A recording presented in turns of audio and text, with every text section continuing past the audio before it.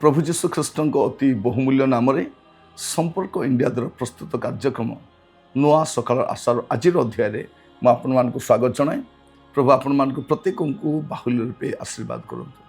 प्रभु आम वाक्य द्वारा नियमित भाव में कथा हो प्रभु को शेष धन्यवाद दिए। पुणी आपण समस्त को धन्यवाद जनाऊँगी आपण मैंने कार्यक्रम सहित जड़ित होती। आज जो प्रसंग में प्रभु वाक्य ध्यान करवा आलोच्य प्रसंग हूँ दैनिक प्रस्तुति। दैनिक प्रस्तुति ख्रिस्टियान जीवन गोटे प्रस्तुतिर जीवन। ख्रिस्टियान जीवन गोटे जाग्रत जीवन। ख्रिस्टियान जीवन गोटे अपेक्षारत जीवन। गोटे दैनिक प्रस्तुति थाए। दैनिक प्रस्तुति कहीं प्रभु को साक्षात करने मृत्यु को साक्षात करने दुईटा विषय घटी पारे। आगामी समय आमर मध्य मृत्यु घटी पारे प्रभुकर आगमन भी हो पारे। आ दुईटी विषय आम जानी ना आमे केबे जीवा जानी ना प्रभु केबे आसबे जानी ना आमर जीवार मध्य सुनिश्चित कारण आम गोटे अनिश्चित जगत में बास करुचु कि मृत्यु सुनिश्चित अटे। प्रत्येक मनुष्य आम जन्म हो मरवाई किंतु तद आम प्रस्तुत होना आम केवल जगत पर व्यतिव्यस्त। आम केवल ए जगतर सुख सुविधा व्यतिव्यस्त। ए जगतर जंजाल मध्य आम छंदी रही जाइछु। आम भावुँ कौन ना ये जगत ही सबकि तार ऊर्ध्वर आम चिंता करूँ तार ऊर्ध्वर आम अपेक्षा नहीं। बाइबल आमको स्पष्ट भाव में कहे तो आम बाइबल को भल कर देखा कौन लिखा जाउछि जे आमर जीवन को जेपरि आम सजाड़ी पार। कलसिया तार 3 पर्व तार प्रथम 2 पद तुम्हें माने जेबे ख्रीष्टों सहित उत्थित होइअछ तेबे ईश्वर को दक्षिण पार्श्व उपविष्ट ख्रीष्टर जो बासस्थान से ऊर्ध्वस्थान विषय सबू अन्वेषण कर। पार्थिव विषय आसक्त न होई ऊर्ध्वस्थ विषय आसक्त हो। माने मंडलीर आसक्ति कौन पार्थिव विषय नुहे ऊर्ध्वस्थ विषय। कारण यही पार्थिव जगत आमर सब बेले रहिबार समय नुहे। आम सदाकाल रहिबा नहीं आमर प्रस्तुति रहिबा दरकार ऊर्ध्वस्थान पाए। आपण प्रस्तुत कि आमे प्रस्तुत कि आज प्रसंग होची दैनिक प्रस्तुति। प्रतिदिन आमे प्रस्तुत हेबा दरकार। जदि को जगह को आमर जीवार अच्छी धरनियंतु दूर देश को जीवार अच्छी कौन फंक्शन को जीवार अच्छी कौन बाहाघरिया कार्यक्रम जीवार अच्छी आम कि ना कि प्रस्तुत हो डेली कि करू कारण आमको जीवार अच्छी किंतु आमे आमर अनंत काल से प्रस्तुत न हो। आम भावुँ मोर थिबार अच्छी आम मुझे सदाकाल रही मोर घर रही पारे ये मु रही ना मोर टंका पैसा रही पारे मोर जते मेडल पाई रही पारे मोर सर्टिफिकेट रही पारे कि मु रही न पारे। मोर दैनिक प्रस्तुतिर आवश्यक अच्छी। मोर प्रिय भाई भणी माने दिनक दिन बल क्षीण हो स्वास्थ्य अवस्था ह्रास हो जगतर परिस्थिति विपरीत होबार लगी आम कहीं प्रस्तुत न होगा। आम दुईटा विषय प्रस्तुत हवा प्रभुकर आगमन प्रस्तुत हवा पुणे आमर गमन प्रस्तुत हवा। ख्रिस्टियान जीवन प्रस्तुतिर जीवन अटे। जदि आम देखा मार्क लिखित सुसमाचार तार 13 अध्याय सेठी आम 33 पदरू 37 पद पर्यंत पढ़ा लेखा जाउछि तुमे माने सावधान होई थाओ जागी रुह कारण से समय केबे आसीबो ता तुमाने जानो नहीं।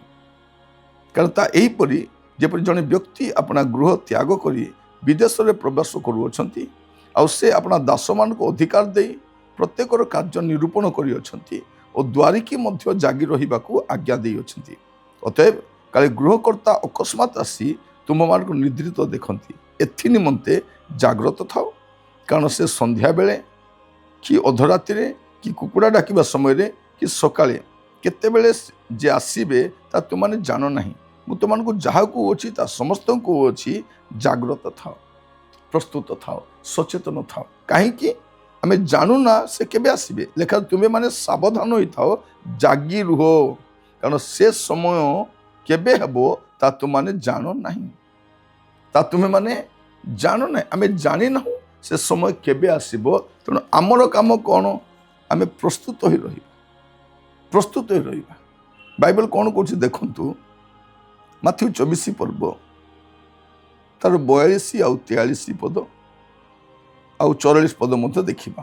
ଲେଖାଯାଉଛି, ଅତଏବ ଜାଗ୍ରତ ଥାଅ, ତୁମମାନଙ୍କ ପ୍ରଭୁ କେଉଁଦିନ ଆସିବେ ତା ତୁମାନେ ଜାଣ ନାହିଁ।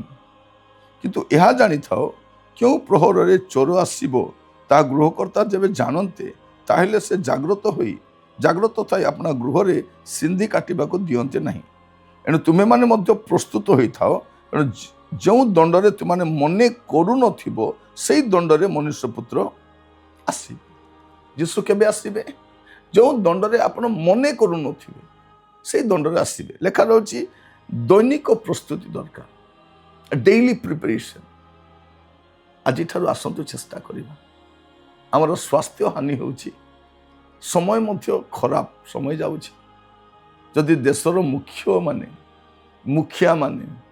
ସେମାନେ କହୁଛନ୍ତି ଆଗକୁ ଭଲ ସମୟ ନାହିଁ, ମାନେ ସେମାନଙ୍କ ନିୟନ୍ତ୍ରଣର ବାହାରେ ମଧ୍ୟ ସବୁ ବିଷୟ ଗଲାଣି। ସେମାନେ କୌଣସି ବିଷୟକୁ ନିୟନ୍ତ୍ରଣ କରିପାରିବେନି। ଦେଶ ଅଶାନ୍ତ ହେବାକୁ ଯାଉଛି, ପୃଥିବୀ ଅଶାନ୍ତ ହେବା ପାଇଁ ଯାଉଛି। କେତେବେଳେ କ'ଣ ଘଟିବ ଆମେ ଜାଣିନାହୁଁ। ଏ ପ୍ରକାର ଏକ ଜଗତରେ ବାସ କରିବା ସମୟରେ ଆମେ ପ୍ରସ୍ତୁତ ହେବା ଉଚିତ ନା ନାହିଁ। ଯେତେବେଳେ ଝଡ଼ ଆସିବ, ବାତ୍ୟା ଆସିବ, ସମୁଦ୍ରକୂଳ ଅଞ୍ଚଳରେ ଘୋଷଣା କରାଯିବ, ଶୀଘ୍ର ଏ ସ୍ଥାନ ଖାଲି କର, କାରଣ ବାତ୍ୟା ଆସୁଛି, ସୁନାମି ଆସୁଛି। ଲୋକମାନେ କ'ଣ କରନ୍ତି? ପ୍ରସ୍ତୁତ ହେଇ ବାହାରି ଯାଆନ୍ତି, ଯାହା ଯାହା ଅତି ଜରୁରୀ ତାକୁ ଧରିକି ବାହାରନ୍ତି। ତେଣୁ ଆମମାନେ ମଧ୍ୟ ପ୍ରସ୍ତୁତ ହେବା, ଆଉ ପ୍ରଭୁଙ୍କ ପଛରେ ଯିବା ସମୟରେ ଯାହା ଯାହା ଅଦରକାରୀ ତା ଆମକୁ ଛାଡ଼ିବା ପାଇଁ ପଡ଼ିବ। ଏସବୁତକ ନେଇ ଆମେ ଯାଇପାରିବାନି, ପ୍ରସ୍ତୁତ ହେବା ଦରକାର। ଆଜି ଆମେ ଆଗକୁ କାହିଁକି ଯାଇପାରୁନାହୁଁ? ତାର ମୂଳ କାରଣ କ'ଣ? ଯେ ଛୋଟ ଛୋଟ ପାପରେ ଆମେ ଛନ୍ଦି ହେଇକି ରହୁଛୁ। ତେଣୁ ଆଗକୁ ଯାଇପାରୁନୁ। ଛୋଟ ଲୋଭରେ, ଛୋଟ ଆଶାରେ ଆମେ ଛନ୍ଦି ହେଇକି ରହୁଛୁ। ତ ଦେଖିବେ ଏଭଳି 12 ପର୍ବ ତାର ପ୍ରଥମ 2 ପଦ,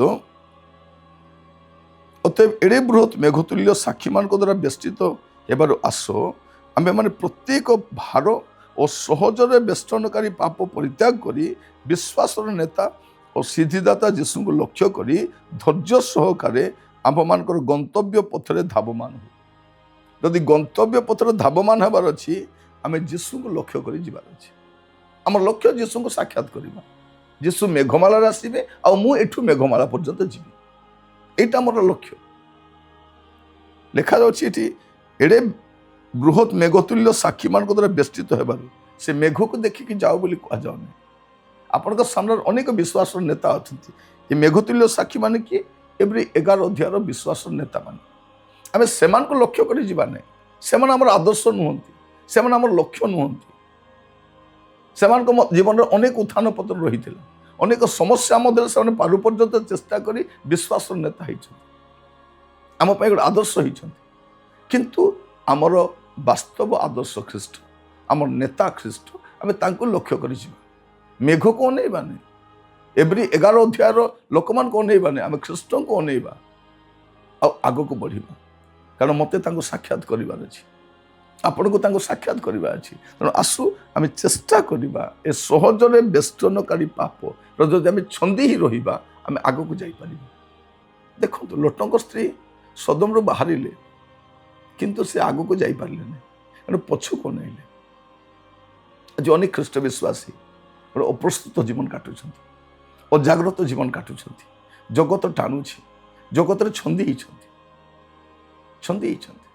ଆପଣ ଦେଖିବେ, ବାତ୍ୟା, ଭୂମିକମ୍ପ ସମସ୍ୟା ଆସିଲେ ସେ ଖୁଣ୍ଟରେ ବନ୍ଧା ହେଇଥିବା ଗାଈ ବାଛୁରୀ ଶିକୁଳି ବନ୍ଧା ହେଇଥିବା ସେ କୁକୁର ମଧ୍ୟ ସେ ଛିଣ୍ଡା ହେଇକି ପଳେ।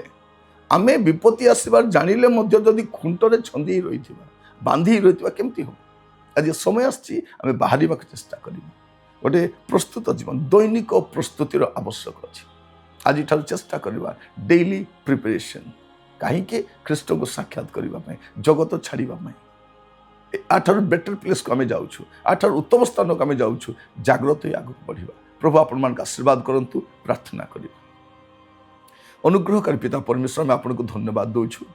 ଆଜି ବାକ୍ୟ ମାଧ୍ୟମରେ ଆପଣ ଆମ ସହିତ କଥା ହେଇଛନ୍ତି। ପ୍ରଭୁ, ଗୋଟେ ଦୈନିକ ପ୍ରସ୍ତୁତିର ଆବଶ୍ୟକ ଅଛି। ଏ ଜଗତର ଜଞ୍ଜାଳ ମଧ୍ୟରେ, ଏ ଗୃହର ଯାବତୀୟ ବିଷୟ ଯତ୍ନ ନେବା ସମୟରେ, ପିଲାଙ୍କ ଭବିଷ୍ୟତ, ଚାକିରି, ବ୍ୟବସାୟ, ବାଣିଜ୍ୟ, ମାଣ୍ଡଳିକ କାର୍ଯ୍ୟ, ସେବା କାର୍ଯ୍ୟ, ତାରି ମଧ୍ୟରେ ପ୍ରଭୁ ଗୋଟେ ଦୈନିକ ପ୍ରସ୍ତୁତି ଦିଅ ପ୍ରଭୁ, ଯେପରି ଖ୍ରୀଷ୍ଟଙ୍କୁ ସାକ୍ଷାତ କରିବା ପାଇଁ ଆମେ ଜାଗ୍ରତ ରହିପାରିବୁ। ପ୍ରତ୍ୟେକଙ୍କୁ ଆପଣଙ୍କ ହସ୍ତ ରଖିଲି ପ୍ରଭୁ। ଆଜିଠାରୁ ଆମମାନଙ୍କର ଲକ୍ଷ୍ୟ ହେଉ ପ୍ରଭୁ, ଆମମାନଙ୍କର ଉଦ୍ଦେଶ୍ୟ ହେଉ ପ୍ରଭୁ, ଗୋଟେ ପ୍ରସ୍ତୁତି ସହିତ ଆଗକୁ ବଢ଼ିବା ପାଇଁ, ଖ୍ରୀଷ୍ଟଙ୍କୁ ସାକ୍ଷାତ କରିବା ପାଇଁ। ପ୍ରତ୍ୟେକଙ୍କୁ ଆପଣଙ୍କ ବଳବନ୍ତ ସ୍ଥିତିରେ ରଖିଲି। ଦୟାଗୁଣରେ କଢ଼ି ନିଅନ୍ତୁ। ଆଦର, ମହିମା, ଗୌରବ ଆପଣଙ୍କୁ ଦେଇ ପ୍ରାର୍ଥନା ମୋର ପ୍ରାଣର ପ୍ରିୟ ଯୀଶୁଙ୍କ ନାମରେ ମାଗିଲି। ଆମେନ୍। ପ୍ରଭୁ ଆପଣମାନଙ୍କୁ ପ୍ରତ୍ୟେକଙ୍କୁ ବାହୁଲ୍ୟ ରୂପେ ଆଶୀର୍ବାଦ କରନ୍ତୁ। ପ୍ରଭୁ ଅନୁଗ୍ରହ କଲେ ନୂଆ ଅଧ୍ୟାୟରେ ଜଡ଼ିତ ହେବା। ବିଦାୟ ଦିଅନ୍ତୁ। ପ୍ରଭୁରେ ରୁହନ୍ତୁ। ନମସ୍କାର।